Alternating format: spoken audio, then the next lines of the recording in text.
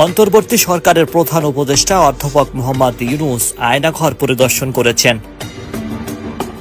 রাজধানীতে rapid action battalion র্যাবের হেডকোয়ার্টারে অবস্থিত আয়নাঘর সহ 3টি স্থান পরিদর্শন করেন তিনি।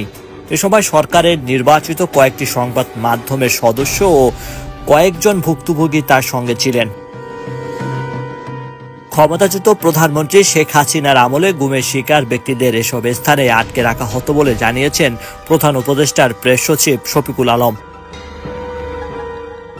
কাউকে কাউকে 8-9 বছরও আটকে রাখা হয়েছিল বলে নিজের ফেসবুকে লিখেছেন মিস্টার আলম। পরে সাংবাদিকদের প্রধান উপদেষ্টা বলেন, এটা একটা বিভৎস দৃশ্য। মানুষের মনুষ্যত্ববোধ বলে যে কোনো জিনিস আছে সেটার থেকে বহু দূরে গভীরে নিয়ে গেছে। নৃশংস অবস্থা, প্রতিটি জিনিস যে হয়েছে এখানে। যতটা শুনি অবিশ্বাস্য লাগে যে এটা কি আমাদের দেশ, আমাদেরই জগৎ। বিনা কারণে জঙ্গি আখ্যায়িত করে মানুষকে তুলে এনে এসব টর্চার ছেড়ে নির্যাতন করা হতো বলে উল্লেখ করেছেন অধ্যাপক ইউনূস।